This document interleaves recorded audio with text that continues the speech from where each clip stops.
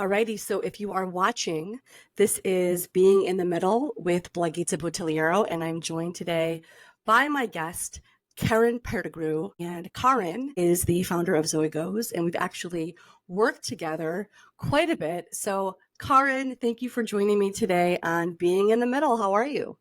Great. Thank you. I'm so happy to be here. We've known each other for quite some time. As I mentioned in my kind of teaser writing this up, Karyn is one of the people whom I see as a mentor, someone who's guided me through many things. We've worked together in different capacities when I helped kind of pinch at her leadership in marketing over at the resurgence. I call it a resurgence Yeah. of the way that the digital side of Fashion Fair came back to life, and Karyn Yeah. led it all. And then we worked together when she launched this amazing fashion brand called Zoë Goes, which I can't wait to hear the updates on Zoë Goes. And before we go into, kind of those two components, I would love folks to get a sense of who you are and your background, because every time I talk with you, even about motherhood and how it was for you to raise two, her children are amazing. Her children are just amazing. Your journey and your path. So I'd love for you to share with folks, where you went to school and your journey to kind of corporate and how you began to balance that with kids. I know sometimes during my Being in the Mm, Middle talks, I mentioned kids at the end, but when I learned Karyn's story about how she managed so much as boss mom, I was blown away. And those stories you told me about taking the kids with you to certain meetings, you Oh, mentioned that back yeah. in the day, and Yeah. those stories stick with me. So please take it away. Sure. Born and raised in Chicago, public school kid all day, went to Wellesley for undergrad and Harvard for my MBA, came back and worked in consumer packaged goods with Quaker on the Gatorade brand. And just my corporate career started rolling from there. I went from there to the lottery, where I was deputy director, and then from there to People's Gas, where I was director of corporate communications, which meant kind of on call all the time. You just had to be ready. And we were there at a Mhm. time in the transition, both Y2K Oh, wow. and the deregulation of the natural gas industry. So it was a time of enormous change. There was a lot of activity, a lot going on, moving a company from being kind of very operationally focused to Hmm. having to become a consumer based business. Now, along the way, I was feeling accomplished but empty. Mm. And I started really studying the mind body connection, the concept of um, energy and how your thoughts and ideas and your energy precedes you. And I, at one point, was just so exhausted by the constant grind. I think at that point at People's, my kids were about 3 and 5, 4 and 6, somewhere in that range. So I would leave work, would go home, and Hmm. you come home and you're on again. It's like job number two after a full day in the office. And then meals, cooking, whatever activities, bedtime, and then you get maybe a little mommy time. And it was just, it's a grind. But I was also not only in that grind, but I was having an internal grind Mm. where there was a tension between my head and my heart. I felt called to something more, but I didn't know exactly what that was. And then, about 5 years in, I talked to my husband and we decided I would open a wellness center in downtown Chicago. I didn't know what my modality of like work would be, but I knew I could run it. And so I quit. And I quit, and everybody said, God, are you crazy? They're offering Hmm. you a promotion and like you're doing so well and like you have it all. I didn't feel like it. Yeah. I had beautiful kids, a beautiful family. I had a great career. I love the people I worked with. I was good at the work I was doing, but it didn't feel like it was hitting that mark. And I know that people can relate to that feeling. Like there's Yep. something missing. Yep. And So I quit and wrote a book called I Quit and Choose Work That Aligns with My Soul. And then I, serendipitously kind of found myself in a public-private partnership with the Urban League and Aon Corporation and Northwestern's Kellogg School, coaching and mentoring entrepreneurs. And that ended up being my next activity. But it was during that time that I had an opportunity to expand on my own methodology and philosophy around bringing your soul to work and what that looks like and how to be in full expression in your life. And I got the nickname the Zen Coach because a lot of I can see that. a lot of entrepreneurs don't know to take the time or how to take the time, or that actually less is more. Well, I did that And for a number of years.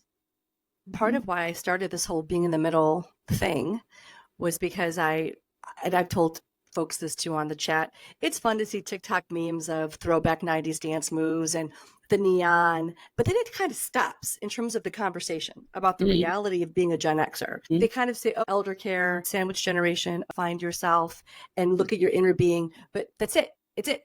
And then, oh yeah, put kids through school, but that's it. Oh, and then there's Jonathan Haidt's book, The Anxious Generation, came out, which is great, but that's it. There hasn't really been a lot of discussion about all of the things that are incredibly complicated. I know everyone's complicated. Everyone's generation is complicated. But I found that especially with Gen X and Gen X women, there's been this kind of, I'm stuck. And I feel as if, look, different things happen in our economy over the years. You know better than anyone. But I feel like as of late, there's been a lot of, I feel so stuck because of jobs not being as easy to get, especially in kind of the office white collar perspective. Right. Folks are finding themselves having been at a certain trajectory of, I'll start out after school and I'll do this and this and this and this, and I'll have this title and then I'll have this promotion, then I'll work from home and then I'll be able to, but that's not happening as much anymore, especially to working moms. And there's a sense of panic that I've been sensing within multiple industries, but primarily marketing, advertising, creative, PR types of fields. And I thought of you because you went through this in a sense and you took that leap. And I'm sure it was scary as all hell to do that. Do you have two-part question with women today who are trying to figure out what they do next when it comes to career and work? What are your thoughts about whether it's a new technology or a new skill set? What's your advice on learning something new, but also how do you learn something new and bring home the bacon, if you will, while listening to your inner self to really seek who you are and what you want to do long term? I know it's a tough twofer of a question, but that's what I tend to hear a lot in my ear from friends and former colleagues. Yes, there's a process of conditioning that we've all been through, where the external is, we're conditioned to believe that what comes from the outside is more important than what we feel on the inside, what we know on the inside. And what that often means is that we care more about what other people think and how we'll be judged about the things we do, the things we say, the decisions we make, so we don't make them. We don't make them in deference to our friends, to our family, to our spouses, to what our kids need. And I invite people to suspend that just for a minute and explore their truth. Because what we have a tendency to do is not look at it. Because like, oh no, I can't. The assumption is I can't. It won't make any sense. It's too late. I've not been trained enough. I don't have enough money. I don't, there's all kinds of not enoughs. That's conditioning. And that's the way how we've been trained and conditioned to believe the roles that we need to play and the conditions on whether you can or cannot do anything else. I don't believe that somebody gets an idea or a calling or a nudge or an animation that they're not in a position to explore. And so the first stage is just exploration. Just be willing to look at it. What is true for me? Do I like it? Do I love it? Do I not? Am I like, about it? And you look at it in all the spaces of your life. You look at finances, you look at career, you look at self-expression, you look at relationships, you look at health, you look at all the areas that make up your life holistically, and you give yourself, you put it on the scale. And this is one of the exercises I do. I'm like, for all those areas that we just talked about, how important do I believe they are in general in society? How important is good health, do we believe, in society? How important is a career that you love or enjoy in society? How important is the quality of relationships? Scale 1 to 10. Then you go back and you say, how well have I activated well-being and health in my own life? And give that a 1 to 10. How well do I feel like I'm engaged and participating in my personal relationships? How satisfied am I with work? And you look at the gaps. There will be Right. gaps. And it's in those gaps. You pick one of those. Where do I want to start? Because that tension, that head-heart tension, it's not going anywhere. You can't stuff it away. You can't magically make it go away. You just contain it. And that's how we get sick. That's how we like Yeah. holding in and Mm-hmm. containing and ignoring and pushing down and pretending like it's not there. And it is there. But all you have to do is look at it. No one else has to know that you're looking at it, but we have to know our own truth. Pull it out of the ether and actually acknowledge what's true. What you choose to take action on from there is up to you, but you got to get it out of the ether first. That's step one. And I think it's so hard for people, especially with young kids, to even pause to remind themselves to pull that out of the ether and have that reflective moment of what am I doing? What's really important? Because as you mentioned, during your people's gas days, you were just running, running, running, running, running. What with the kids so small at the time, what finally got you to say, okay, stop. Let me look at my own life pie, if you will. Yeah, so I What finally was that moment to let you stop and give yourself the ability to stop and yeah, look? unfortunately, we can take action before it gets so uncomfortable we can't stand it, or we can wait. Most of us wait Yeah. until Yeah. it's so uncomfortable, or you're on meds for anxiety, you're on meds for depression, you're on meds for something else. We wait until it's so bad that we have to do something. The reason why I wanted to open the wellness center was to tell people you don't have to wait. Most of us just don't know. We don't have access to the information. The information's out there, but you have to be willing to follow the calling. Like, there's something I feel like I need to do. I feel like I don't like the way I feel in my body, or I don't like the way I'm behaving with my friends and family, my kids. I don't like that. There's too much.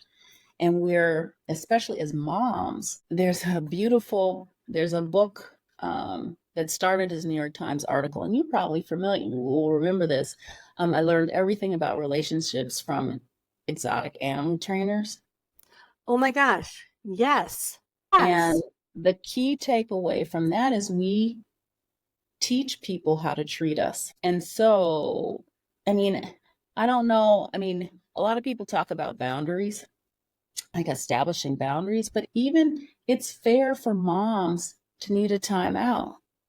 And it's fair for our kids to understand we need a timeout, and so we have to practice establishing our kids are far more resilient, far more understanding. If we think they don't know what's going on, you're mistaken. You may have said Mm-hmm. nothing to them, but they are energetically picking it up. They know when there's tension, even if you think you're not showing the tension in front of them. They know it. So it's healthier, establish whatever it is you need and do it co-creatively with your family. But you got to look at it first. What do I need? I need a daily walk. I need a daily 45-minute time out. I need to be able to go to my gym classes twice a week. What is it Mm-hmm. going to take for us as a family to create that space for mom Yep. and not Yep. feel guilty about it? They need us, but they don't need us 24/7. I I mean, I we're totally conditioned to believe it's do or die for the mom, especially. it's We're true. conditioned to It's what believe that. it's it, And it because no matter how great I think of a partner you have, maybe it is science, but women are just so good at multitasking, and the Yeah. extra mental load of the doctor's appointments and the who needs a present for what party and what's our summer vacation schedule looks like. It just kind of all falls on us. And I know that some men, like my husband, does help out, but there's certain things he may not know, he doesn't know Right. unless I say it. Hmm. Last summer I went for 5 days. I told my family I needed my own time out. I need to go write someplace. And I chose Maine and I went for 5 days. Did not feel guilty about it for a second because I just needed a break. And on that trip, I actually took my Zoë Goes skirt. So so as we talk about your calling, and you always have a great way looping in your passion and experiences and fulfilling a need. So when I heard of this thing you were starting, Zoë Goes, zoegoes.com, I was floored because I went, of course she's starting that. So tell us about Zoë Goes and how you came up with the concept of this brand, sure, but I would call it more so even a movement of freedom when it comes to travel and kind of doing you, just be. Yeah, I realize that. So part of the reflections that I'm inviting everyone to do is to discover what you think mission is or your core offering to the planet, right? And there are lots of tools that can help you do that. There are any number of books out there that can help you do some of the reflections, or you can come to me. But I realize that freedom is at the center of what, like, the most important thing.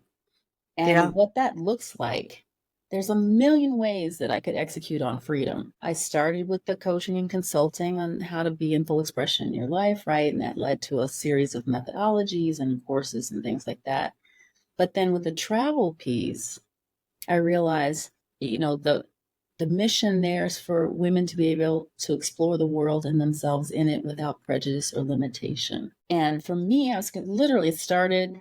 I've always created businesses to solve problems for me, which I know, like ants, I'm not the only one, right? If there's one, there's millions, right? Mm-hmm. And I was coming back from Spain. The flight was delayed, landed in London. I had to connect. By the time I cleared customs and rechecked my bag, I'd missed my flight and spent the night overnight in Heathrow. And I was like, I'm never doing this again. I'm going to if I had only had my carry-on bag, I bet I would have made it. And I Mm-hmm. started, traveling with pieces from my own closet. Nothing could go in the suitcase that didn't have more than one purpose, right? It had to be able to do more than one thing. And this is not a concept. I mean, Donna Karan made this concept of the Yes. capsule Yes. super popular in the late 70s, early 80s. And she had 7 easy pieces all in black. But that's basically the concept is you take a limited number of pieces and you ensure that they are cohesive Mm-hmm. and that you can mix and match them, make multiple outfits. And for me, it's kind of a metaphor for how you live your life, right? You bring in only the things that you love and need, and you make sure that they're doing more than one thing for you, but that you love it in the process. And so Zoë Goes was born to solve a problem, but on a higher level, invite women to explore, because I think travel has the power to transform, Mm-hmm. like magical things happen, but to really explore what does it mean to travel lightly in my life? What does that even feel like when I can, in full expression, beautiful but functional, right? It's like, what does that feel like? Where I don't have to sacrifice who I am for the experience I'm trying to have. Or it's not going to cost me something. There's not an automatic rule, is not just binary. It really isn't. And we forget that sometimes. So Zoe Goes is another offering to explore the world and to be you. But the way you broke that down too was you wanted whatever that was that you built to fit, in a sense, your personal ethos about, you can mention freedom and how can I Mhm. represent freedom in such a way. I really think that's powerful because I don't think we often sit as people because we all know, not to get, morbid, we are all going to be Yeah. here for, at 48, I think, okay, what do I want my legacy to be? You and I have had plenty of discussions of different things I like to tinker with and play with. Because I'd like to find what that cohesive story is. And for me, I know it's always been a component of storytelling. How can I share stories, whether it's written or in different formats, to help others with storytelling? Mm. And it's been a joy to do that in this fashion. I sit and wonder, in your travels, you've met so many people And and you've been to school with folks from so many different walks of life. I've always been so impressed with, Karyn's stories, and her, the Zoë Goes Instagram is just amazing. Do you find that in your travels, when you come across people meant to, do you think that the way that maybe we're conditioned here in the US with various things that are thrown at us or expectations, do you find that folks in other countries or other parts of the world may be closer or further in their journey to have that cohesiveness in terms of what mm, they want to be doing or how they want to represent themselves? Or, for example, I love the thread you kind of threw out there of everything playing together for your purpose. mhm. I would love the ability to do everything that kind of matches what's important to me. Kind of like, not comparing it to Costco, but when you go to Costco, there aren't many ketchups, there aren't many maple syrups. It's the best of the best, and there you go, but it represents what they have. Mhm. Curious in your travels if you've seen a way of thinking from others or different cultures that would be interesting, or something to note that we can kind of keep in mind in the hustle and bustle of being, a typical working mom in the US with 2 kids and a dog. Mhm. Yeah, in the dog room when you got your puppy. We still have them. There's a different rhythm. Yeah, every country has its own Mm, rhythm, that okay. as at least as far as I've seen. Some of the older cultures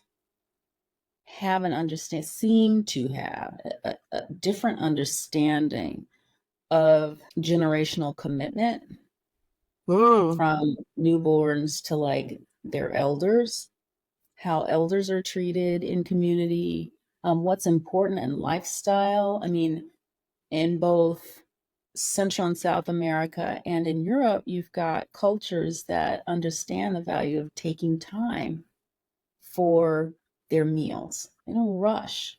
They sit down. It's a communal thing. I mean, in Greece and in Italy, like in Mexico, and if you're in community with people that are outside of the really touristy places, mm-hmm. see the rhythm slows down. You know, that things, Sardinia has one of the blue zones. Why are people living so well? Because they slow down, they stop, they have coffee in the morning with each other on the waterfront, and then they go and they walk to where they're going. You know, it's like kind of built into their lifestyle, and that's the difference.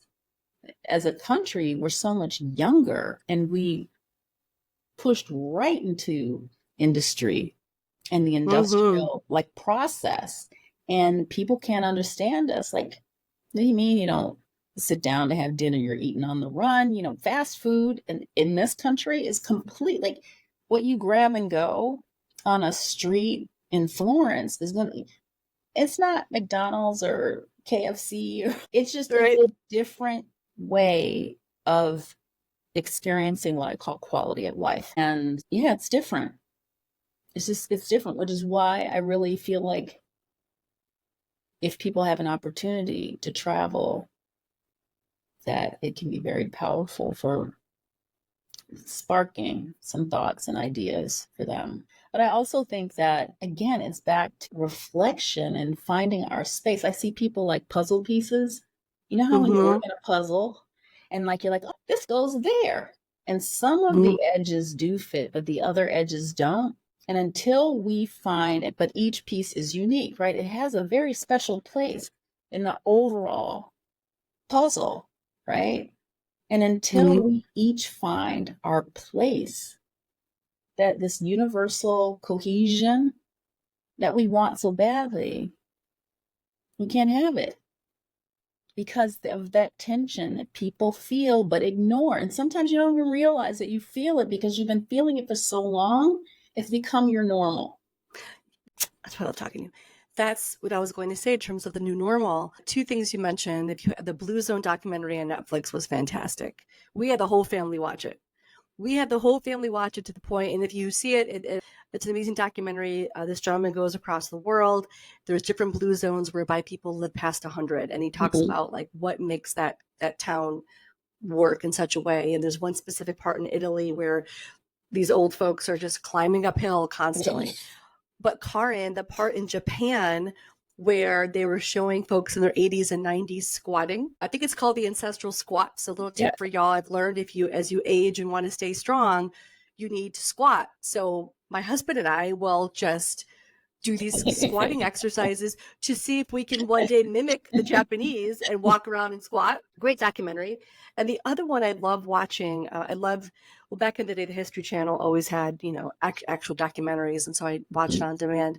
They have this series, the XYZ that built America. Oh. They had, the brands that built America. They have a Hmm. whole series about the very people you mentioned, the industrialists, and it talked about Rockefeller, it talked about Carnegie, it talked about Yeah. all the greats, but the shrewdness of literally shrewdness, what built our country. And Yeah. again, I respect it because with the train system, we had transport, especially out of Right. Chicago in the Mhm. Midwest. So can't deny that. But to your point, we've been conditioned where it is go, go, go, go, go. Everyone knows that the US is one of, if not the best countries to have a startup. I mean, Canada Yeah. is gaining on us, but you can come here, work hard, have resources, have a startup. But what's interesting is the other components of, balance and equilibrium And that the country of origin in which the entrepreneurs may have come from doesn't exist here. I've come across many techies when I was in Chicago with, okay, I'm here to do X, Y, and Z, but this whole other part I don't get in terms of how you all function. So I think that's fascinating when you said the older countries, then, because we're yeah. flipping young. Yeah. And you have these folks who've just been able to exist and they still have industry and they still have business and they may not have, as many Mark Zuckerbergs or, Mark Cubans, but they get by. And so I Yeah. wish that there's a way that we could kind of take a virtual straw or one of the broadband cables across the Atlantic under the US, extract some of that and just bring it over. And I know it exists. I'm not going to say it doesn't exist here, Hmm. but when you said we accept that haste and that busyness as the normal, and given the angst we're experiencing as a country right now across many factors, that's a little scary to me. But I think you're spot on. That's what we're going through now. That's our new normal. Yeah, it's the new normal, but it doesn't have to be. And what I mean Right. by that is, remember we started the conversation talking about extrinsic factors that Mm-hmm. are contributing to how we feel and why it's so important to know what our individual truths are. Because is my definition of success, is my definition of quality of life, is my definition of what makes me happy my own definition? Or have I absorbed it? Was I incepted? Am I Mm-hmm. living my life based on someone else's definition of those things? Because often we are living under somebody else's ideas as opposed to our own. And so things will slow down, things will come into right relationship when we define the rest of the edges on our puzzle piece, when we actually know what's true for us, not what's true for the, like, generally in our Mm-hmm. whatever respective communities, but what's true for us. Do I love this pace? Do I love the work? Do I love where I live? What do I need? Do I prefer clothes that are soft to clothes that are cute? Like, what's true? And then you make an informed, victim-less decision.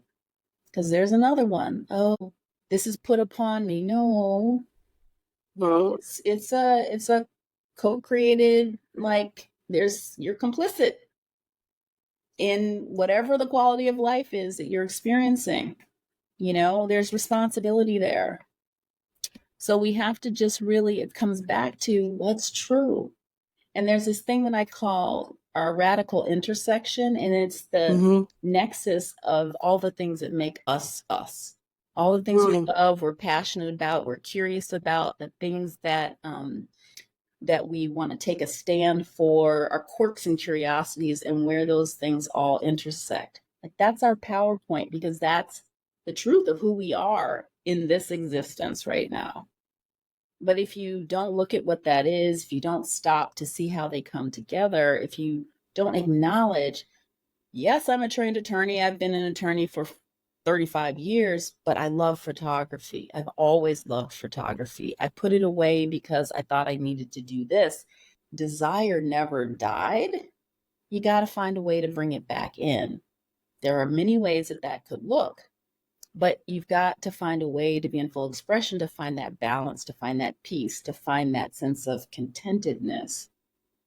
Because only when we're fully our own puzzle piece are we going to find that complete inner peace. I wonder if the development in science does motivate people, that folks are living longer. Folks are learning how to take better care of themselves, whether there's, you've seen every supplement ad, I'm sure, under the sun about everything from greens to this supplement, that supplement.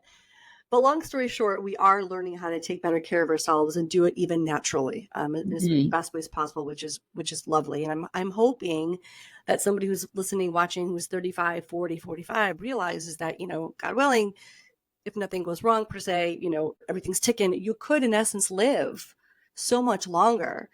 And there's so much life left. And that's another reason why I think of you, because you are such the epitome of telling people, especially women, where you can midlife start something new, start something different. When COVID struck and Michael and I shifted gears with the wine business and decided to start it, you saying something really hit with me, because I was so focused. I wasn't scrolling my phone really that much. It was also COVID. It was so much negativity in the world. I just knew I needed to build this thing and do it as best as I knew how. And I blocked everything out, because if I told people, okay, I'm going to build one of the first virtual wine and beer tasting interfaces, people would have thought I was smoking something. Right. But then we did it. We launched it. I had no time to tell people what I was doing. We had to iterate and test it out. Yeah. And then it did really well. And that's when it was, what? How did you, what? And I realized part of my puzzle piece is doing things that might be unconventional to others, but make complete and utter sense to me. And that could be a variety of things. That could be when we decided to move from Illinois to Michigan. That was unconventional to many, but it made sense for us. Right. And what I've noticed the last couple of years is I've personally pushed away some of the unconventional feeling of, not right now. I pushed that away, and valid reasons. One of the reasons why I pushed it away was a problem that I solved. Another reason why I come back to you. There are many times as mothers, as we have to look at our kids and see what they need when it comes to school, and see what they need in terms of advocating for them and how they learn and what have you. And another story from you, when you had told me the story of your son, how you just wasn't getting what he needed. So a big part of my year, this last year, was working with my son and our school district and advocating for him to make sure he gets what he needs. And it paid off, but it was a really stressful year. But I'm able to reflect on, what did I put away for a little bit and why, understand that, and go back to my own suitcase to start unpacking things. And I think that is what you said is just so crystal clear, where we don't have to have all the answers right now, but to understand and have that sense of, okay, I got to go back to that, or this doesn't feel the way it should be. Let me make a note of it. But to go back and to handle it is so powerful. Yeah, to go back and to invite it in. And there's something really powerful about focus. What you said is, when building the wine business, I built Zoë Goes in 15 months from illustrations to inventory. That How do was you do that? bonkers. That was, I couldn't believe it. I mean, it's you, I believed it, but when you look back at all the activity you had to do, all of the things, I'm doing air quotes, all of the things, it was mind boggling. Right. We're capable of that. But it requires certain things, right? It requires a true generated, like the motivation, the clarity, Mm-hmm. calling the magnet, the pull, whatever you want to call it, has to be there. And that's a perfect example with your son. Like with my son, I was like, no, there's something that takes over, and that clarity, that laser focus, even though there are other things going on, right? There's a certain intensity that comes with that. And I'm Yes. hoping people recognize what I'm talking about. It's not, it's a inner intensity that this thing has to be fixed or solved, or there's a solution. No, I'm sure. And when you follow that, and sometimes it's risky to do that. Mm-hmm. It feels like a risk. Like, oh, can I really? Yeah, you can. You actually can, because you can always go back. Most of the time, you can go back. But yeah, I had to do the same thing that you did. And when it's done, because in that moment, again, we're in community with our family, right? And in that moment, you were the spearhead. You needed to advocate, as you said, for him. And then you could be hands off the wheel. He can go and do what he needs to do, but in that moment, you were essential, critical to his being able to get to the next stage. And what that does for you is it demonstrates your own power, Right. your focus, your ability to create. And there's a certain satisfaction that comes with that as well. Versus, oh, they'll figure it out, or I'm just going to listen to what the school says. No, I'm not. I know there's Right. something else that I should be doing for my kid. Remember you were saying during this call, puzzle pieces. Mm-hmm. So I always say, and I tell my kids, and I don't know how, but since I've been a child, I envision facts and figures and things I have to do in my brain, like literally a file cabinet, like a, Mm-hmm. it's, and that was one of the elements of the file cabinet, but it goes a step further. It was the conversation with you at that office upstairs Mm-hmm. when you told me about your experience and you looked at me and you said, the time might come where you have to do Y and Z for your kids and don't let anyone. That was one of the memories I have where I stuck it in my head and said, Mm-hmm. okay. And it stays with you. I just have these core memories of people I've met and worked with, and you're one of them. And I have to thank you. It was because of you. And I was able to have that year, as tough as it was from a personal standpoint. Mm-hmm. I had to. And I thought about you constantly during that journey. Yeah, and then you And thrive afterwards. yeah. And like I mentioned before, Karyn's children are just I am a little annoyed with Karyn a little bit though, because your daughter did get her amazing master's degree kind of close to my house. I And know. we I could have can't seen each other. believe I missed the whole time. 2 years. It's Thank okay. you. It's okay. We're almost up at our time. And Karyn, before you go, I just wanted to, again, this is about being in the middle, and it Yeah. is about Xers, early boomers in terms of that age group. With so much change happening in our world with technology and jobs, career, and things being disrupted a bit, what advice would you have for someone right now who's Oh, trying to navigate that disruption? yeah, there is. And you can pick any category: career, work, family, whatever it Yeah, may be. there is a lot going on, folks. There's a lot of kinetic. The energy is just frenetic, actually. And it's really easy to be seduced into fear. It's Mm-hmm. really easy to be, and this is in any category of life, but everybody's being affected somehow right now. There's some Yes. aspect. It could be parents, it could be kids, it could be job, it could be home, whatever. Everybody is being affected, and the one piece, well, I will say, you have to find the thing that grounds you. What I mean by that is the thing that removes you from that state of fear. And usually it involves some kind of motion. But to catch yourself when you're going down the slippery slope, don't overwatch the news, don't overwatch the negative stuff. It's really not good for us.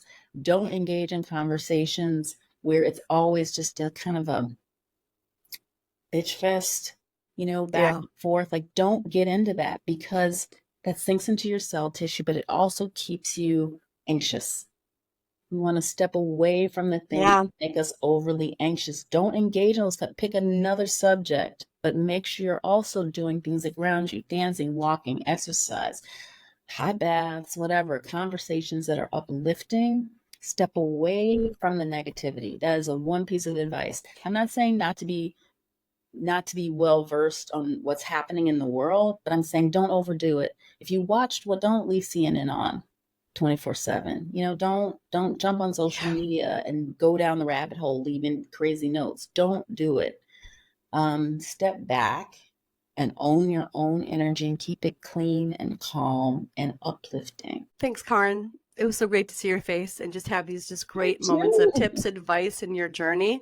And for anyone who wants to know more about Karyn, you can follow Karyn at Zoë Goes via Instagram, zoegoes.com. You could also check out Beyond Blind Spots, which is kind of the wellness and the consulting that Karyn mentioned earlier today. So, Karyn, thank you so much, and I'll see you soon. Bye, everybody. Bye. See ya. Subscribe and say hi.